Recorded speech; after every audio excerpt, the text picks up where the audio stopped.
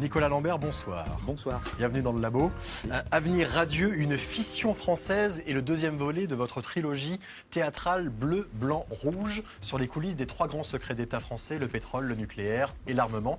Après Elf, la pompe Afrique, vous vous attaquez au lobby du nucléaire, vous vous êtes approprié les textes officiels, les comptes rendus publics et communiqués des entreprises de la filiale pour jouer tous les rôles sur scène. Déjà, première question, comment est née cette trilogie bleu, blanc, rouge ? C'est né au début des années 2000 où ce qui ne s'appelait pas encore le MEDEF et ce qui ne s'appelait pas encore l'UMP était en train d'essayer d'écrabouiller le statut d'intermittent du spectacle. Et je me suis dit que si on faisait des spectacles pour expliquer un petit peu... parce que le contexte, en gros, c'était qu'à l'époque, on nous expliquait que les intermittents du spectacle détruisait l'économie française. Donc j'étais assez surpris de voir qu'une population qui représente grosso modo le bassin d'emploi de Roissy, par exemple, puisse à ce point détruire l'économie de 65 millions de personnes. Donc je me suis dit, bon, essayons de voir un petit peu comment fonctionnent ces organismes-là, le patronat français et le parti gaulliste. Et je me suis rendu compte... Qui nous accusent, quoi. Voilà. En gros. C'était une contre-attaque. C'était une petite réponse, voilà, modeste. Et vous vous êtes rendu compte que ces trois domaines-là, pétrole, nucléaire et armement, étaient assez lourds dans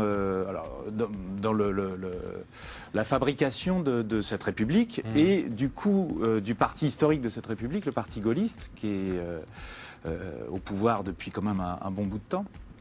Le ministre, M. Barouin, a dit il y a quelque temps à l'Assemblée nationale, au banc des socialistes, vous êtes arrivé par hasard au pouvoir et en... Vous êtes arrivé par effraction. Par effraction, c'est ça. Par effraction, merci. Exact. Je ne me souvenais plus du terme. C'était assez élégant. Cette République-là, cette France-là, ça leur appartient. Et de fait, quand on se rend compte un petit peu de la façon dont ça fonctionne, on se rend compte que ça va pas être évident de passer à autre chose. Alors actuellement, vous êtes sur scène avec... Ce qui fait dire la France est fondamentalement de droite parce que la France est assise depuis des décennies dans un système libéralo, socialiso, etc., où elle ne sait pas trop de quel côté penche, donc elle penche toujours à la sortie du côté de je vais déjà sauver ma soupe à moi perso. Et on est toujours dans ce conflit entre les intérêts partagés ou les intérêts individuels. Et la France est gérée par une caste qui, avec les dents pointues qu'on lui voit sortir dès qu'elle se sent menacée, et est prête à verser vers l'extrémité blonde et fille de. L'intérêt général n'est pas forcément le nôtre. Alors, actuellement, vous êtes sur scène avec ça. Avenir Radio, une fission française, et on est sur le nucléaire, mais le spectacle précédent, dont on va voir tout de suite un extrait, c'était la pompe Afrique. Elf, la pompe Afrique, Afrique bien sûr, comme le nom du continent. On regarde un extrait. Vous avez entendu ce chiffre de 5 millions de dollars avancé par monsieur le Floch-Prigent? Il me semble particulièrement faible. Et de quel ordre était-il alors, selon vous, monsieur? Il me semble que ce chiffre était très, très, très supérieur. Mais je ne peux pas vous donner le total, ni le détail. L'aide apportée prenait de multiples formes. Quand il y a certaines différences entre des socialistes et des gaullistes en Angola, ou au Gabon par exemple, ça prend pas simplement la forme de valise, entre guillemets. Voilà, Elf, la pompe Afrique. Alors sur ce spectacle-là, vous aviez utilisé comme document les minutes du procès. Il n'y a pas de dialogue écrit. Tout ce que vous dites dans ce spectacle sont des vrais textes qui ont été dits durant le procès. Qu'est-ce que vous avez utilisé comme document pour Avenir Radieux sur le nucléaire ? Je me suis servi de trois sources principales. La première, c'est le débat public qui a eu lieu autour de la construction du prochain réacteur nucléaire type EPR qui va se construire à Penly. J'ai joué à Dieppe, juste à côté du réacteur là hier. C'est assez étonnant, la notion de débat public en France. On propose aux gens de se mettre autour d'une table et devant le public d'avoir un débat technique qui n'intéresse pas grand monde. Et ce débat public, pour essayer de savoir s'il faut faire un réacteur nucléaire supplémentaire ou pas, dans cette région qui en compte déjà 6, déjà pas mal. Du coup, ça attire pas grand monde, puisqu'ils en ont déjà 6. Vous en voulez un 7e ou pas? Bon, l'intérêt semble assez limité vu comme ça. Ce débat public a eu lieu après que la décision ait été prise par la présidence de la République, qui a dit 2 ans auparavant, il y aura un réacteur nucléaire type EPR à Penly. Voilà. Donc après, on fait un débat public pour dire vous en voulez ou pas? Non, bon, écoutez, on s'en fout. On l'a fait. Non, mais on l'a fait. Voilà. On l'a fait. Voilà. Il y en a eu un, on l'a fait. C'est démocratique, ça. Voilà. Donc ça, c'est une partie.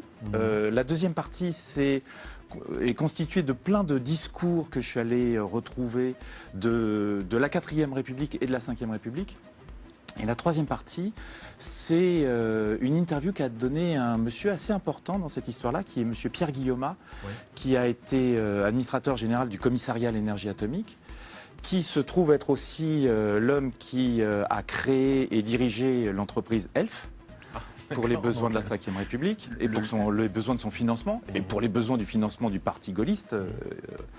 Et qui ensuite sera aussi ministre de la guerre. Je dis ça parce que j'amène comme ça une petite ministre de la guerre. À l'époque, ça s'appelait, puisque c'était pendant au tout début de l'arrivée du parti gaulliste au pouvoir. C'était pendant la guerre d'Algérie. Voilà. J'ai une question. Comment tu récoltes tous ces docs? Je consacre pas mal de temps, je bouquine pas mal. Pour ce qui est d'ELF, par exemple, j'ai assisté aux 4 mois de procès. Ouais. Pour ce qui est du débat public, je suis allé assister à tous les débats publics qui ont eu lieu. Et puis après, je me suis plongé dans les archives de la Bibliothèque nationale, de l'INA, pour reconstituer un petit peu tout ça. Et ce que je propose à la fin, c'est une sorte de documentaire, mais sur scène, sur 2 pattes. Voilà. C'est une performance d'acteur aussi. Un petit peu. Alors justement, comprendre que tu changes de peau. 25 personnages, je crois, sur 23, la pompe Afrique. Sur Avenir Radieux, 23. Ouais. 23. C'est seulement la performance qui vous intéresse, ou alors c'est aussi pour garder la liberté absolue? Parce que là, vous êtes sur scène, vous mettez en scène, vous vous débrouillez tout seul.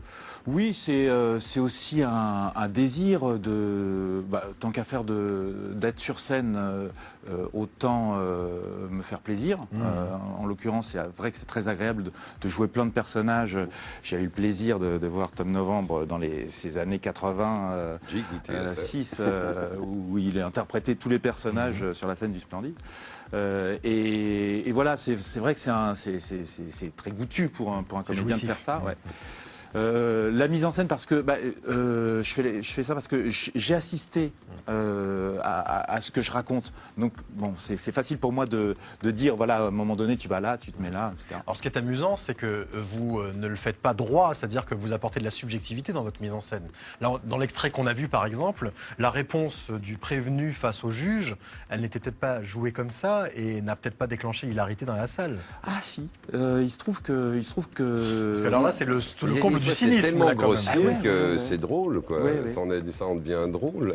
On frise l'absurde. La fréquentation des salles d'audience permet de voir qu'en fait, évidemment, on ne se rend pas compte de l'extérieur, mais oui, si, on se marre pas mal quand même dans un tribunal. Surtout à ce niveau-là.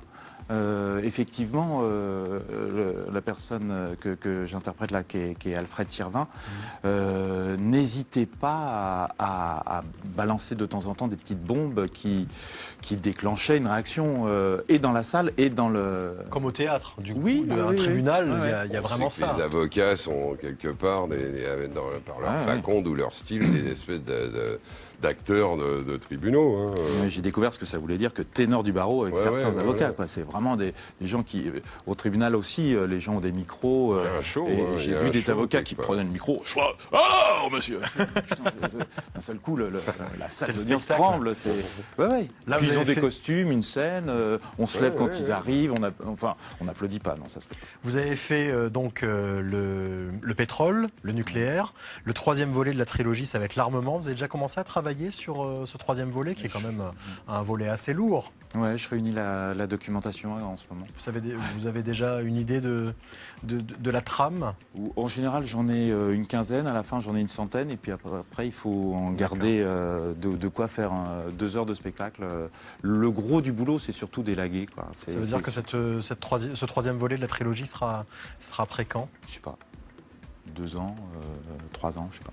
C'est marrant, c'est quand tu dis le boulot, c'est d'élaguer. Ça veut dire que tu as une profusion de documents qui vont tous dans le même sens, qui sont censés te faire tomber les bras, quoi, à la sortie.